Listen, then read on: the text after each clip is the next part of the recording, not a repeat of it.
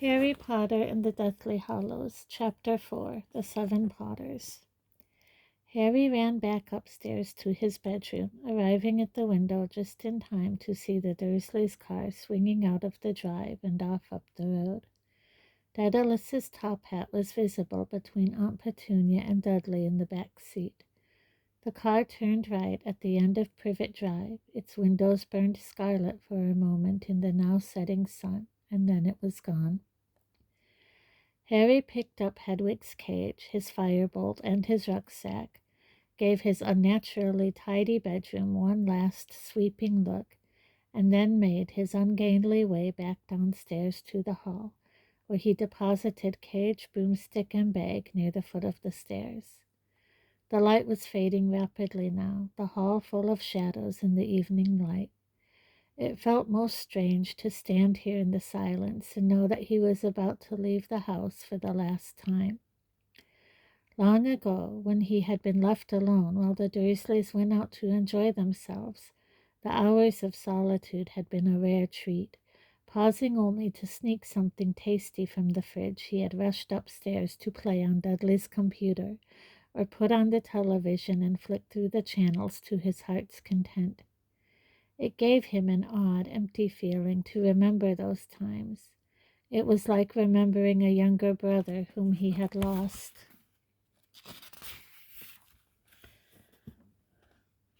"Don't you want to take a last look at the place?" he asked Hedwig, who was still sulking with her head under her wing.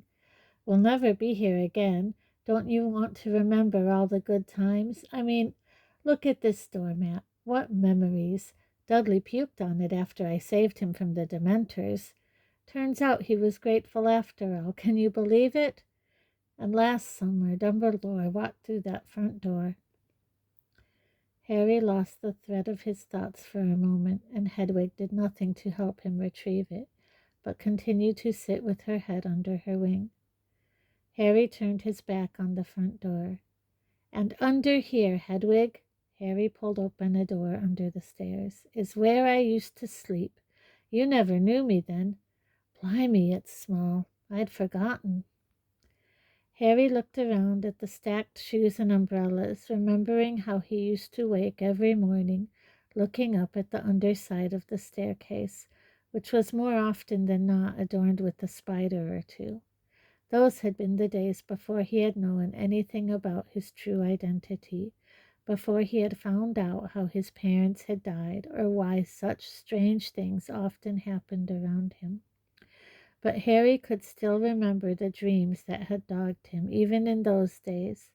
Confused dreams involving flashes of green light, and once, Uncle Vernon had nearly crashed the car when Harry had recounted it.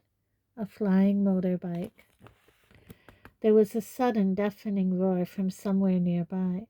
Harry straightened up with a jerk and smacked the top of his head on the low door frame. Pausing only to employ a few of Uncle Vernon's choicest swear words, he staggered back into the kitchen, clutching his head and staring out of the window into the back garden. The darkness seemed to be rippling, the air itself quivering. Then one by one figures began to pop into sight as their disillusionment charms lifted. Dominating the scene was Hagrid, wearing a helmet and goggles, and sitting astride an enormous motorbike with a black sidecar attached. All around him other people were dismounting from brooms, and in 2 cases, skeletal, winged horses.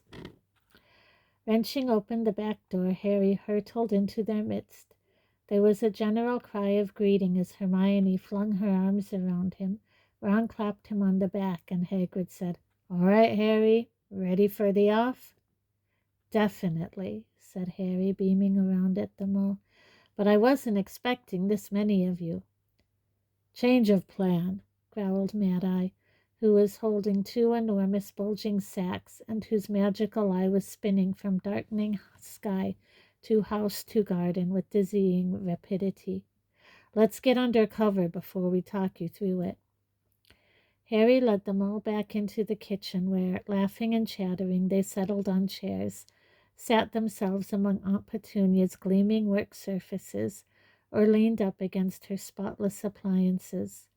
Ron, long and lanky, Hermione, her bushy hair tied back in a long plait, Fred and George grinning identically, Bill badly scarred and long-haired, Mr. Weasley, kind-faced, balding, his spectacles a little awry, Mad-Eye, battle-worn, one-legged, his bright blue magical eye whizzing in its socket, Tonks, whose short hair was her favorite shade of bright pink, Lupin, grayer, more lined, Fleur, slender and beautiful, with her long silvery blonde hair, Kingsley, bald, black, broad-shouldered, Hagrid, with his wild hair and beard, standing hunched back to avoid hitting his head on the ceiling, and Mundungus Fletcher, small, dirty, and hangdog, with his droopy basset hound's eyes and matted hair.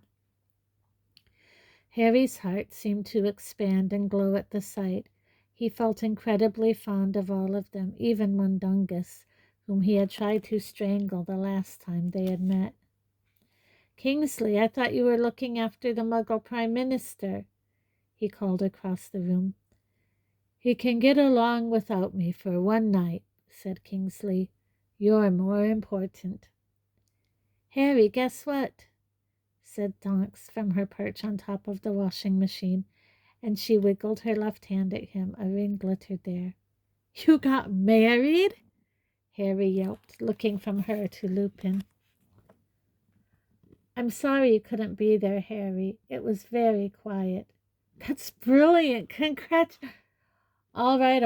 We'll have time for a cozy catch-up later," roared Moody over the hubbub, and silence fell in the kitchen. Moody dropped the sacks at his feet and turned to Harry. "As Daedalus probably told you, we had to abandon Plan A. Pious Thickness has gone over, which gives us a big problem. He's made it an imprisonable offense to connect this house to the flu network, place a port key here, or apparate in and out. All done in the name of your protection to prevent you-know-who getting in at you. Absolutely pointless, seeing as your mother's charm does that already. What he's really done is to stop you getting out of here safely. Second problem, you're underage, which means you've still got the trace on you." "I don't—" The trace, said Mad-Eye impatiently.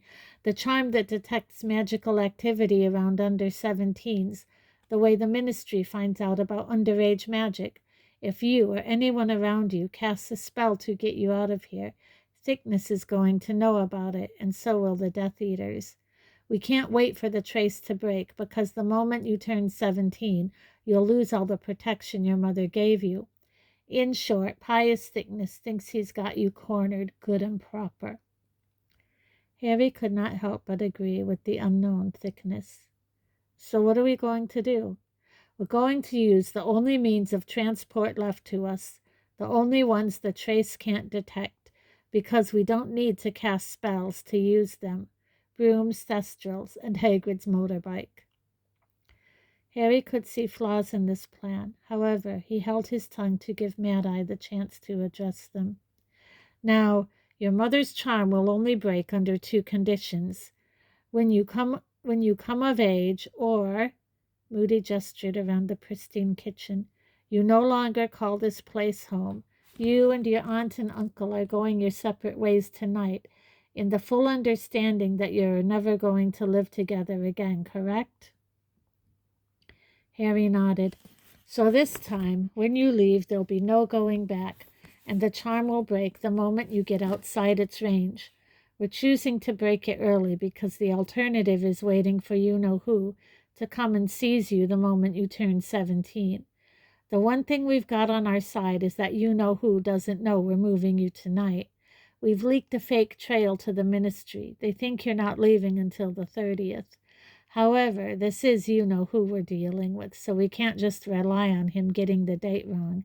He's bound to have a couple of Death Eaters patrolling the skies in this general area just in case. So we've given a dozen different houses every protection we can throw at them. They all look like they could be the place we're going to hide you.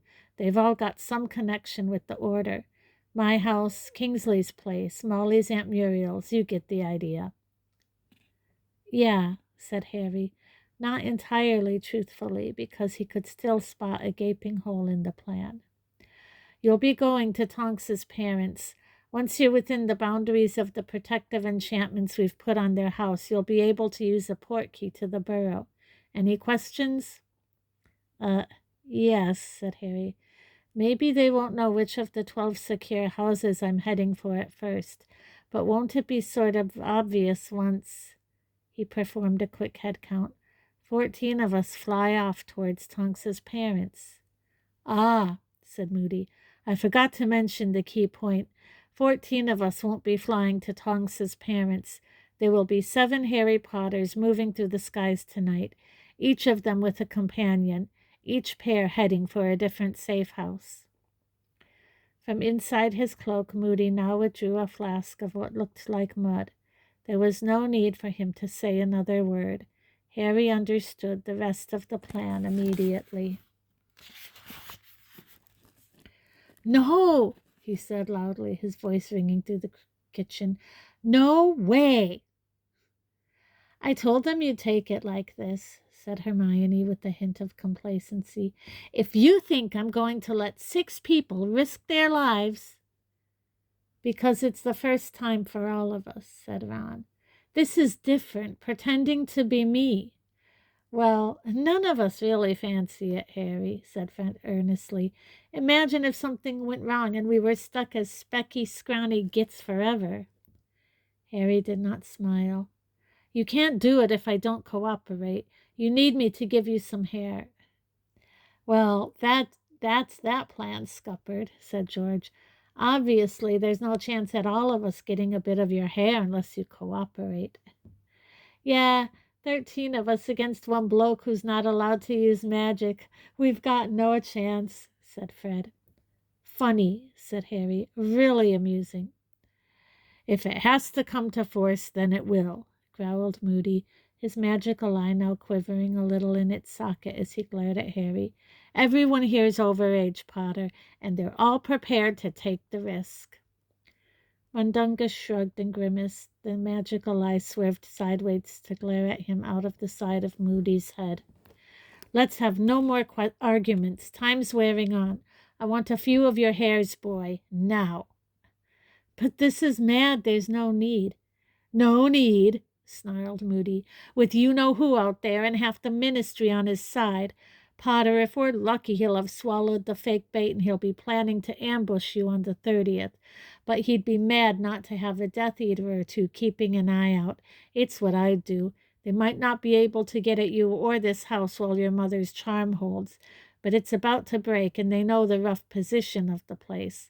Our only chance is to use decoys. Even you-know-who can't split himself into 7. Harry caught Hermione's eye and looked away at once.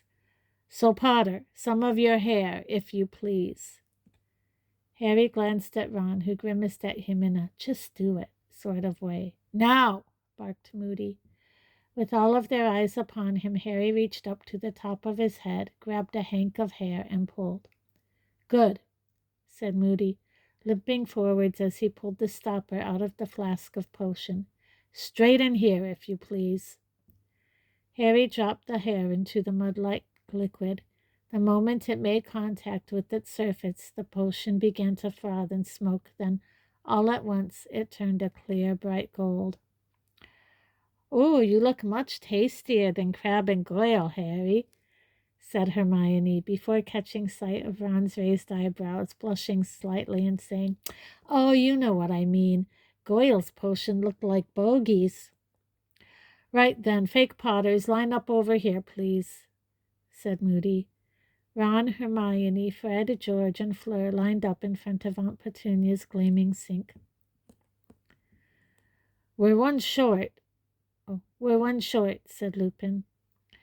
Here, said Hagrid gruffly, and he lifted Mundungus by the scruff of the neck and dropped him down beside Fleur, who wrinkled her nose pointedly and moved along to stand between Fred and George instead. I've told you I'd sooner be a protector, said Mundungus. Shut it, growled Moody. "As I've already told you, you spineless worm, any Death Eaters we run into will be aiming to capture Potter, not kill him. Dumbledore always said you know who would want to finish Potter in person. It'll be the Protectors who have got the most to worry about. The Death Eaters will want to kill them." Mundungus did not look particularly reassured, but Moody was already pulling half a dozen egg cup-sized glasses from inside his cloak, which he handed out before pouring a little polyjuice potion into each one. "All together, then?" Ron, Hermione, Fred, George, Fleur, and Mundungus drank. All of them gasped and grimaced as the potion hit their throats. At once their features began to bubble and distort like hot wax. Hermione and Mundungus were shooting upwards. Ron, Fred, and George were shrinking. Their hair was darkening. Hermione's and Fleur's appearing to shoot backwards into their skulls. Moody, quite unconcerned, was now loosening the ties of the large sacks he had brought with him. When he straightened up again, there were 6 Harry Potters gasping and panting in front of him. Fred and George turned to each other and said together, "Wow, we're identical." "I don't know, though. I think I'm still better looking," said Fred, examining his reflection in the kettle. "Bah!" said Fleur, checking herself in the microwave door. "Bill, don't look at me. I'm hideous." "Those whose clothes are a bit roomy, I've got smaller here," said Moody, indicating the first sack, "and vice versa. Don't forget the glasses. There's 6 pairs in the side pocket, and when you're dressed, there's luggage in the other sack." The real Harry thought that this might just be the most bizarre thing he had ever seen, and he had seen some extremely odd things. He watched as his 6 doppelgangers rummaged in the sacks, pulling out sets of clothes, putting on glasses, stuffing their own things away. He felt like asking them to show a little more respect for his privacy as they all began stripping off with impunity, clearly much more at ease with displaying his body than they would have been with their own. "I knew Ginny was lying about that tattoo," said Ron, looking down at his bare chest. "Harry, your eyesight is really awful," said Hermione as she put on glasses. Once dressed, the fake Harrys took rucksacks and owl cages, each containing a stuffed snowy owl from the second sack.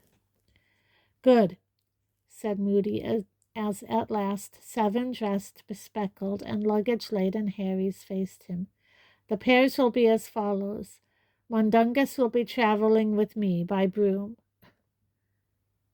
"Why am I with you?" grunted the Harry nearest the back door. "Because you're the one that needs watching," growled Moody, and sure enough his magical eye did not waver from Mundungus as he continued. "Arthur and Fred?" "I'm George," said the twin at whom Moody was pointing. "Can't you even tell us apart when we're Harry?" "Sorry, George. I'm only yanking your wand. I'm Fred, really." "Enough messing around," snarled Moody. "The other one, George or Fred or whoever you are, you're with Remus. Miss Delacour?" "I'm taking Fleur on a thestral," said Bill. "She's not that fond of brooms." Fleur walked over to stand beside him, giving him a soppy, slavish look that Harry hoped with all his heart would never appear on his face again. "Miss Granger with Kingsley, again by thestral." Hermione looked reassured as she answered Kingsley's smile. Harry knew that Hermione, too, lacked confidence on a broomstick. "Which leaves you and me, Ron," said Tonks brightly, knocking over a mug tree as she waved at him. Ron did not look quite as pleased as Hermione. "And you're with me, Harry. That all right?" said Hagrid, looking a little anxious. "We'll be on the bike. Brooms and thestrals can't take me weight, see? Not a lot of room on the seat with me on it, though, so you'll be in the sidecar." "That's great," said Harry, not altogether truthfully. "We think the Death Eaters will expect you to be on a broom," said Moody, who seemed to guess how Harry was feeling. Snape's had plenty of time to tell them everything about you. He's never mentioned before, so if we do run into any Death Eaters, we're betting they'll choose one of the Potters who look at home on a broomstick. All right, then, he went on, tying up the sack with the fake Potter's clothes in it and leading the way back to the door. I make it 3 minutes until we're supposed to leave. No point locking the back door. It won't keep the Death Eaters out when they come looking. Come on. Harry hurried into the hall to fetch his rucksack, firebolt, and Hedwig's cage before joining the others in the dark back garden.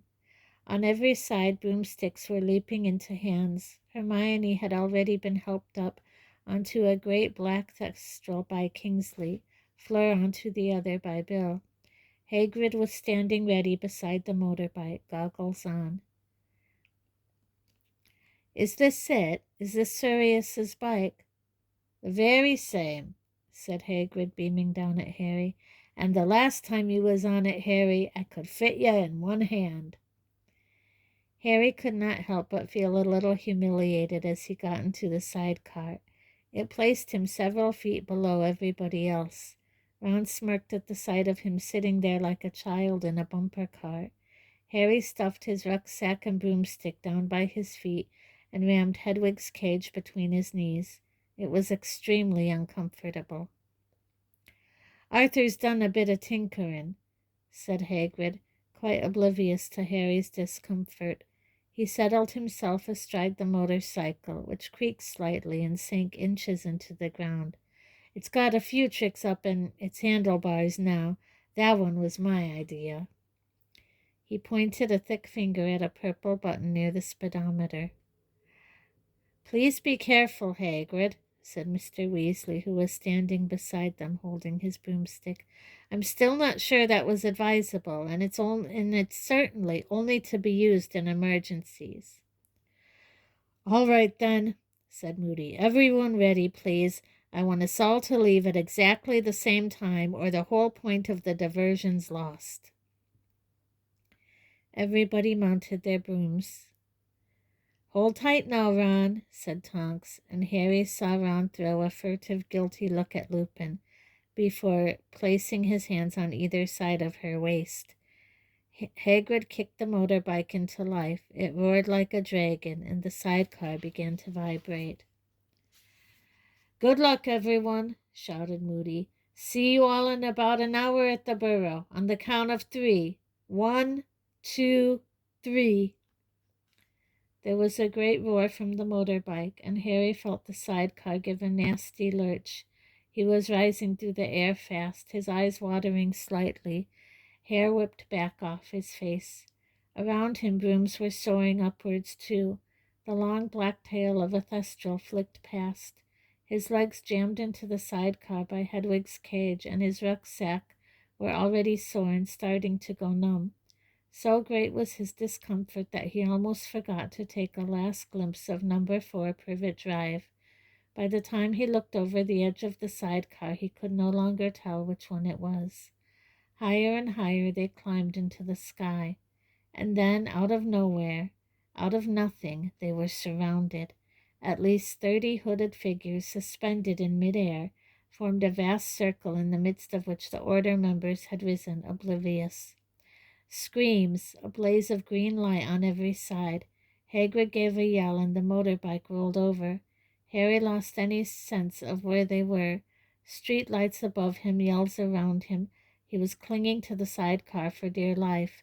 Hedwig's cage, the firebolt, and his rucksack slipped from beneath his knees. No, Hedwig!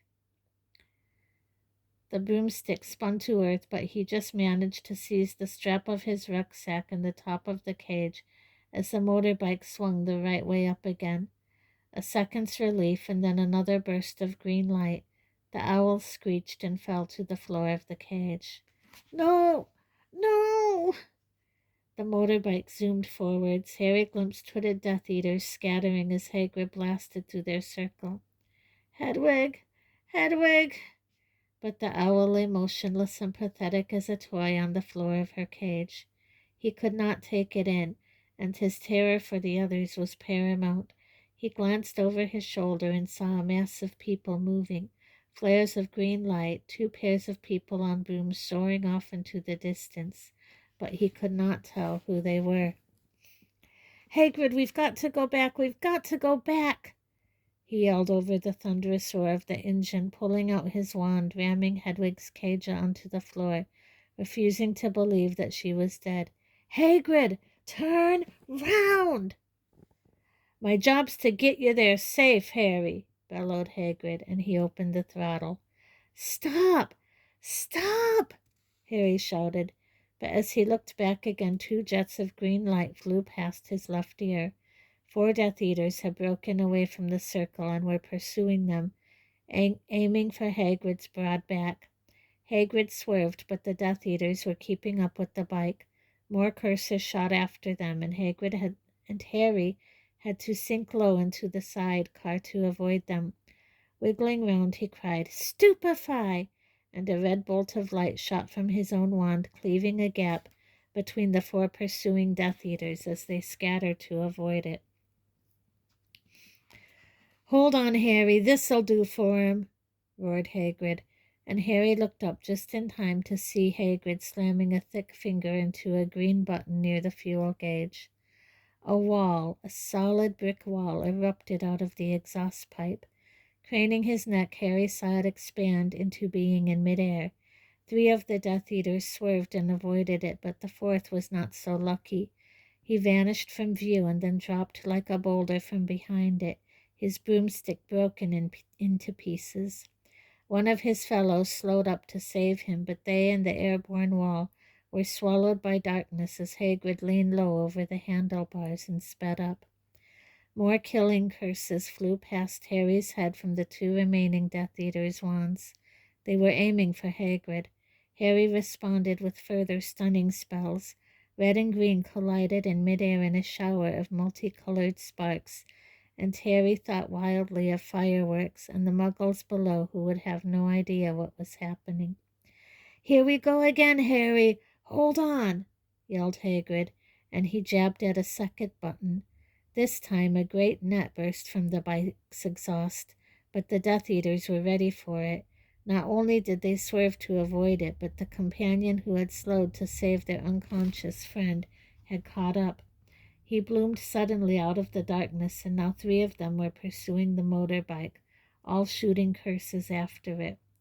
This'll do it! Harry, hold on tight! Yelled Hagrid, and Harry saw his slam his whole hand onto the purple button beside the speedometer. With an unmistakable bellowing roar, dragon fire burst from the exhaust, white hot and blue, and the motorbike shot forwards like a bullet with a sound of wrenching metal. Harry saw the Death Eaters swerve out of sight to avoid the deadly trail of flame, and at the same time felt the sidecar sway ominously. Its metal connections to the bike had splintered with the force of acceleration. It's all right, Harry, bellowed Hagrid, now thrown flat onto his back by the surge of speed. Nobody was steering now, and the sidecar was starting to twist violently in the bike's slipstream. I'm on it, Harry, don't worry, Hagrid yelled, and from inside his jacket pocket he pulled his flowery pink umbrella. Hagrid, no, let me. Reparo! There was a deafening bang, and the sidecar broke away from the bike completely. Harry sped forwards, propelled by the impetus of the bike's flight. Then the sidecar began to lose height. In desperation, Harry pointed his wand at the sidecar and shouted, Wingardium Leviosa! The sidecar rose like a cork, unsteerable, but at least still airborne. He had but a split-second's relief, however, as more curses streaked past him. The 3 Death Eaters were closing in. I'm coming, Harry! Hagrid yelled from out of the darkness, but Harry could feel the sidecar beginning to sink again. Crouching as low as he could, he pointed at the middle of the oncoming figures and yelled, Impedimenta! The jinx hit the middle Death Eater in the chest. For a moment the man was absurdly spread-eagled in midair as though he had hit an invisible barrier. One of his fellows almost collided with him. Then the sidecar began to fall in earnest, and the remaining Death Eater shot a curse so close to Harry that he had to duck below the rim of the car, knocking out a tooth on the edge of his seat. "I'm coming, Harry, I'm coming." A huge hand seized the back of Harry's robes and hoisted him out of the plummeting sidecar. Harry pulled his rucksack with him as he dragged himself onto the motorbike seat and found himself back to back with Hagrid. As they soared upwards, away from the two remaining Death Eaters, Harry spat blood out of his mouth, pointed his wand at the falling sidecar, and yelled, "Confringo!" He knew a dreadful, gut-wrenching pang for Hedwig as it exploded. The Death Eater nearest it was blasted off his broom and fell from sight. His companion fell back and vanished. "Harry, I'm sorry, moaned Hagrid. "I shouldn't have tried to repair it myself. You've got no room." "It's not a problem. Just keep flying," Harry shouted back as two more Death Eaters emerged out of the darkness, drawing closer. As the curses came shooting across the intervening space again, Hagrid swerved and zigzagged. Harry knew that Hagrid did not dare use the dragon fire button again, with Harry seated so insecurely. Harry sent stunning spell after stunning spell back at their pursuers, barely holding them off. He shot another blocking jinx at them. The closest Death Eater swerved to avoid it, and his hood slipped. And for the red light of his next stunning spell, Harry could see the strangely blank face of Stanley Shunpike. Stan. "Expelliarmus!" Harry yelled. "That's him! It's the real one!" The hooded Death Eater's shout reached Harry even above the thunder of the motorbike's engine. Next moment, both pursuers had fallen back and disappeared from view. "Harry, what's happened?" bellowed Hagrid. "Where have they gone?" "I don't know." But Harry was afraid. The hooded Death Eater had shouted, "It's the real one." How had he known? He gazed around at the apparently empty darkness and felt its menace. Where were they? He clambered round on the seat to face forwards and seized hold of the back of Hagrid's jacket. "Hagrid, do the dragon fire thing again. Let's get out of here." "Hold on tight then, Harry." There was a deafening, screeching roar again, and the white-blue fire shot from the exhaust. Harry felt himself slipping backwards off what little of the seat he had. Hagrid flung backwards upon him, barely maintaining his grip on the handlebars. "I think we've lost him, Harry. I think we've done it," yelled Hagrid. But Harry was not convinced. Fear lapped at him as he looked left and right for pursuers he was sure would come. Why had they fallen back? One of them had still had a wand. "It's him, it's the real one." They had said it right after he had tried to disarm Stan. "We're nearly there, Harry. We've nearly made it," shouted Hagrid. Harry felt the bike drop a little. Through the lights down on the ground still seemed to remote as stars. Then the scar on his forehead burned like fire as a Death Eater appeared on either side of the bike. Two killing curses missed Harry by millimeters, cast from behind. And then Harry saw him. Voldemort was flying like smoke on the wind, without broomstick or thestral to hold him, his snake-like face gleaming out of the blackness, his white fingers raising his wand again. Hagrid let out a bellow of fear and steered the motorbike into a vertical dive. Clinging on for dear life, Harry sent stunning spells flying at random into the whirling night. He saw a body fly past him and knew he had hit one of them. But then he heard a bang and saw sparks from the engine. The motorbike spiraled through the air, completely out of control. Green jets of light shot past them again. Harry had no idea which way was up, which down. His scar was still burning. He expected to die at any second. A hooded figure on a broomstick was feet from him. He saw it raise its arm. "No!" With a shout of fury, Hagrid launched himself off the bike at the Death Eater. To his horror, Harry saw both Hagrid and the Death Eater falling out of sight, their combined weight too much for the broomstick. Barely gripping the plummeting bike with his knees, Harry heard Voldemort scream, "Mine!" It was over. He could not see or hear where Voldemort was. He glimpsed another Death Eater swooping out of the way and heard, "Avada!" As the pain from Harry's scar forced his eyes shut, His wand acted of its own accord. He felt it drag his hand round like some great magnet, saw a spurt of golden fire through his half-closed eyelids, heard a crack and a scream of fury. The remaining Death Eater yelled. Voldemort screamed, "No!"